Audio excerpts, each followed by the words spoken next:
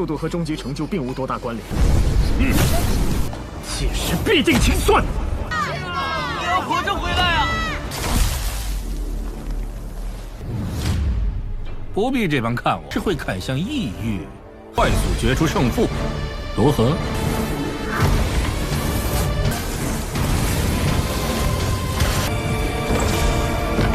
Halo kalian semua, selamat datang di channel Donghua Master. Bagaimana kabar kalian semua? Mimin harap kalian semua baik-baik saja. Dan pada video kali ini kita akan melanjutkan alur cerita dari serial Donghua Perfect World episode ke-255, yang dimana pada cerita sebelumnya Shihou mendapatkan peningkatan dari kitab abadi kuno, yang singkat cerita juga setelah semua peningkatan tersebut mereka pun dibawa pergi untuk mempersiapkan mengikuti peperangan di perbatasan Desolate dengan mereka dipindahkan di tempat dari Imperial Press. Dan di sana juga Shihou bisa melihat adanya pohon peninggalan dari Dewi Willow yang pernah bertarung juga melawan dunia luar, tetapi dalam cerita kondisi dari Dewi Willow masih belum diketahui apakah ia masih hidup atau ia mencoba untuk memulihkan tubuhnya dengan kelahiran kembali. Tetapi hal itu masih belum diketahui, dan juga setelahnya Shihou tiba-tiba saja mendapatkan penghinaan dari keluarga Wang, keluarga Jin, dan juga lainnya mengenai Shihou dan juga kedua saudaranya yang berasal dari darah pendosa. Dan di saat itu tiba-tiba saja adanya sosok perempuan yang membela Shihou, dan itu merupakan inti cerita pada cerita sebelumnya. Kalau gitu pun sekarang langsung saja kita masuk ke bagian cerita terbaru.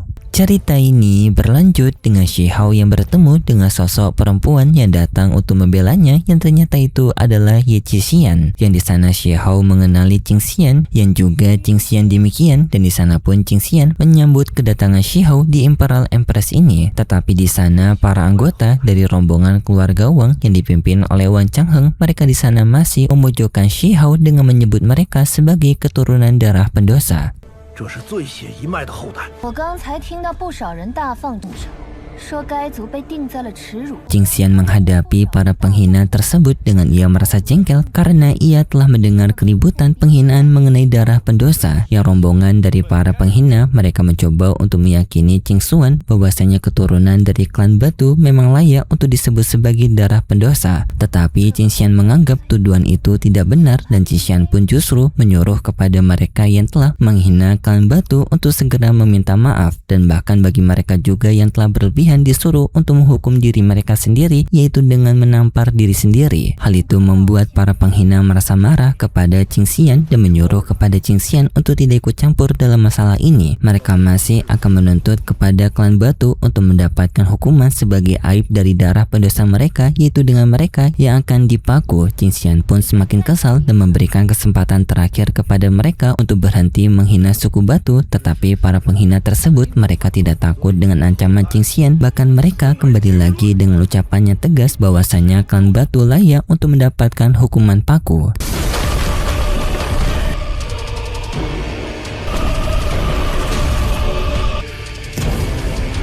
Tetapi di saat itu tiba-tiba saja altar kuno bangkit dengan memunculkan tiga sosok dari kaisar kuno, yang salah satunya berasal dari klan batu. Yang tiga sosok leluhur kuno tersebut memberikan tekanan kepada para rombongan penghina yang menghina klan batu. Hal itu seketika membuat para penghina mereka semua menjadi sangat ketakutan karena mereka takut akan dihukum mati oleh para leluhur tersebut. Dan di sana pun mereka langsung mengakui dan juga meminta maaf karena mereka yang telah menghina klan batu. Bahkan ada yang sampai menampar dirinya sendiri sebagai bentuk hukuman kepada dirinya karena menghina klan batu.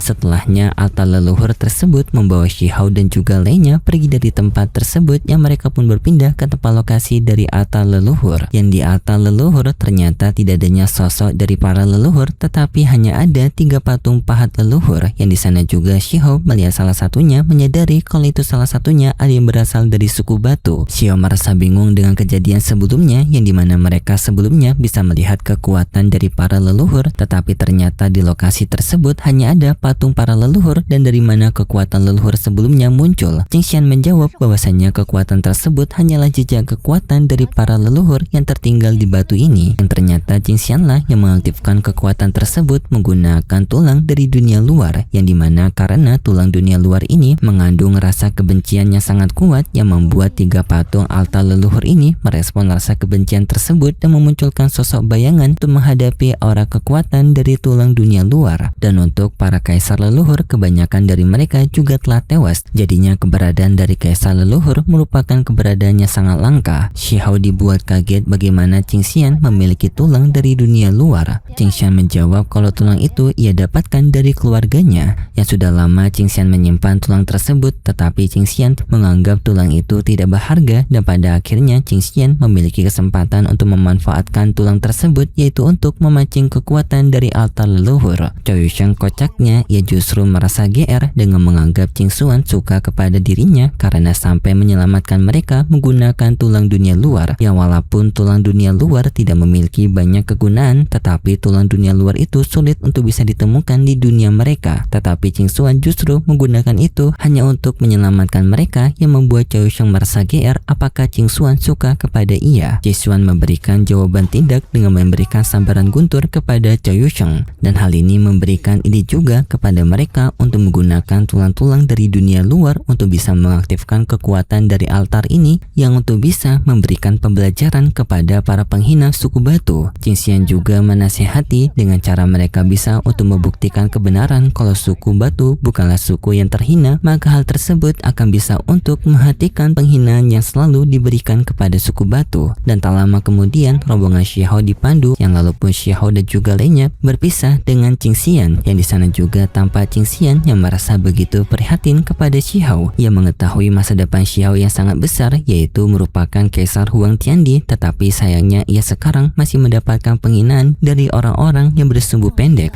众人知道 我祖出面惩戒，实在可恶。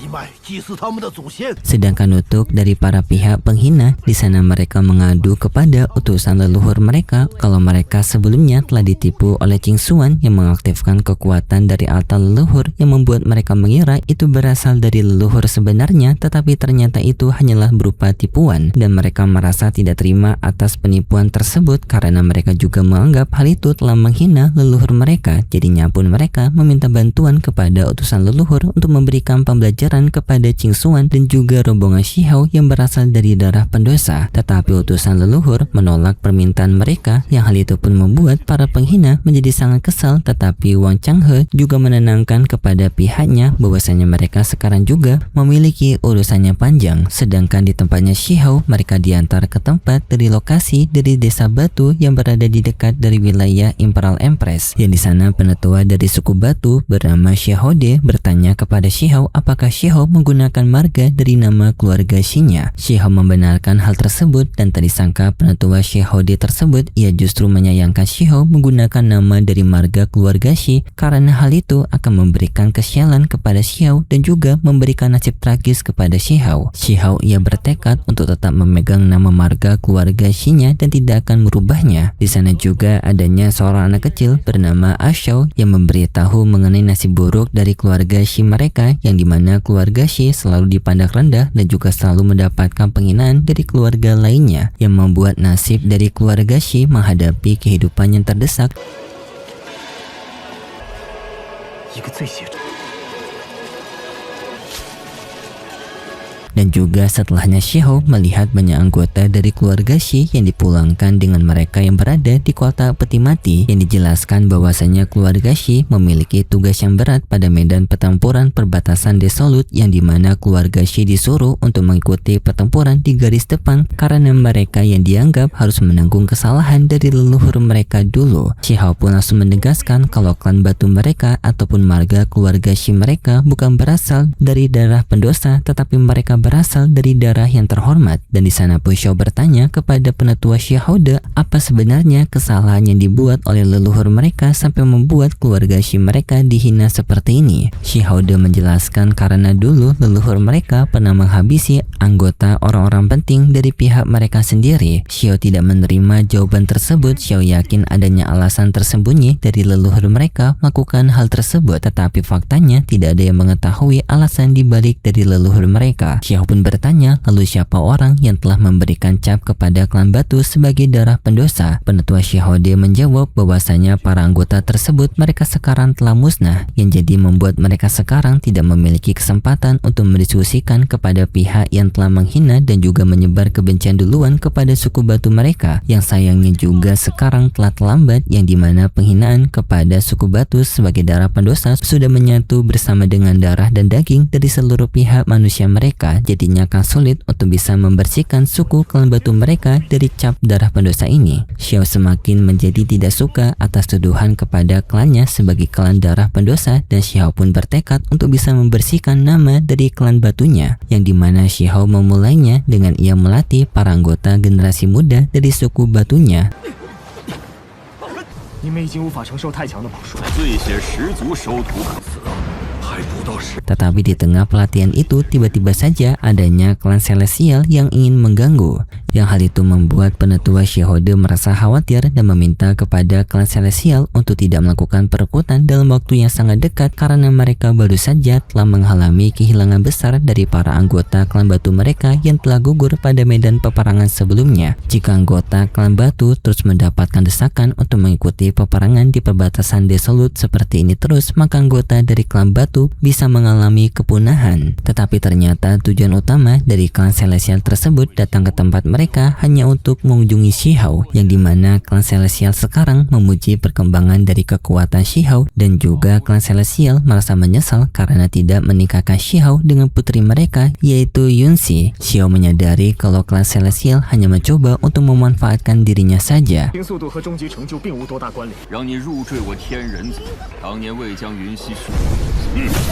Dan di sini pun terjadi perdebatan antara Xiahou dan juga klan Celestial, yang dimana klan Celestial juga mereka masih memiliki dendam yang sangat besar kepada Xiahou karena Xiahou yang telah menewaskan penetua penjaga mereka, yaitu si penetua bertanduk banteng. Singkatnya, penetua Celestial yang menyudahi perdebatan mereka dan memberikan tawaran kepada Xiahou untuk mendapatkan obat mujarab ataupun obat panjang umur dalam memberikan kontribusi pertempuran. Singkatnya di sini Xiahou menyuruh kepada klan Celestial untuk tidak lagi mengganggu klan batunya, dan di sini Xiahou ingin membebaskan klan batu dari hukuman militer yaitu peperangan di garis depan perbatasan Desolate, yang hukuman tersebut ternyata bisa untuk dibersihkan, tetapi Xiahou harus memberikan kontribusi besar pada pertempuran dari perbatasan Desolate. Yang setelahnya pun penetua dari Celestial itu pergi meninggalkan mereka, dan Xiahou juga langsung pergi dari sana, yang di sana pun para anggota suku batu mereka langsung memberikan sorakan kepada Xiahou karena mereka bisa merasakan kalau Xiahou ini merupakan orang yang akan bisa untuk menyelamatkan masa depan dari klan batu mereka.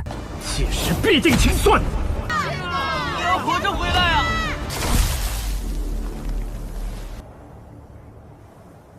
Singkatnya pun Xiahou ingin pergi mengikuti peperangan di perbatasan Desolate, yang di sana juga penetua dari klan Celestial kembali memandu Xiahou bahwasanya jika Xiahou ingin membebaskan para anggota klan batu, maka Xiahou harus memberikan kontribusi militer yaitu 100.000 poin, yang dimana setiap para anggota dari pasukan dunia luar dihargai dengan 1 poin, yang artinya Xiahou harus menghabisi 100.000 para anggota dunia luar untuk bisa membersihkan hukuman kepada klan batu dan juga nama buruk darah pendosa dari klan batu. Si penetua dari klan Celestial merasa khawatir kepada Xiahou apakah Xiahou yakin untuk mengambil jalan ini. Xiahou justru menunjukkan kepercayaan dirinya, yang dimana Xiahou ia akan menarget keluarga bangsawan dari dunia luar untuk bisa mendapatkan poinnya lebih banyak, yang hal tersebut juga dibenarkan oleh penetua klan Celestial, yang dimana jika Xiahou bisa untuk menghabisi anggota bangsawan dari dunia luar, maka Xiahou akan bisa mendapatkan poinnya sangat besar. Bahkan jika Xiahou bisa menghabisi orang penting penting dari dunia luar, maka satu orang penting itu akan bisa dihargai langsung 100.000 poin yang bisa langsung untuk membebaskan suku batu dari hukuman mereka. Karena Shiho yang percaya diri, penetua dari klan Celestial langsung memberikan kabar berita besar bahwasanya Shiho berniat untuk membersihkan dari darah pendosa klan batu dengan akan mencetak poin kontribusi sampai 100.000. Dan dari semua orang di sana ternyata adanya pejuang hebat lainnya yang mendengar itu merasa tertarik karena Shiho yang percaya diri untuk bisa menyelesaikan tugas yang berat membersihkan nama klan batu dari julukan darah pendosa, yang orang tersebut bernama Jin Shifei yang berasal dari keluarga Jin alias sekeluarga dari jenius Jinzan. 不必这般看我，是会看向异域。知道你这后辈上了战场，仗便有临阵倒戈之举。 Yang di sini Jin Shifei yang merendahkan Shiho dan juga meyakini bahwasanya Shiho terlalu percaya diri dan juga sombong bisa untuk memberikan kontribusi besar pada pertempuran pembatasan Desolut. Shiho melawan penghinaan itu dengan ia mengatakan kepercayaan dirinya bahwasanya ia akan mampu untuk menghadapi peperangan dunia luar. Yang singkat cerita, perdebatan antara Shiho dan juga Jin Shifei sampai pada akhirnya berakhir dengan Jin Shifei mengajak duel dengan Shiho, yaitu melakukan pertarungan jiwa ataupun pertarungan dari jiwa primordial mereka, yang untuk menghemat waktu karena mereka juga masih memiliki peperangan dunia luar, jadinya pertarungan jiwa primordial jauh lebih singkat daripada pertarungan fisik biasa. 快速决出胜负，如何？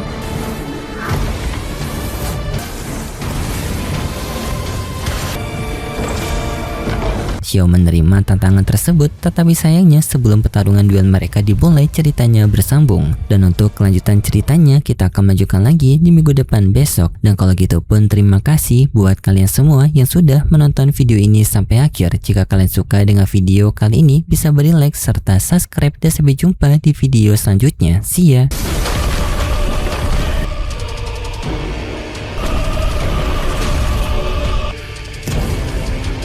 速度和终极成就并无多大关联。届时必定清算。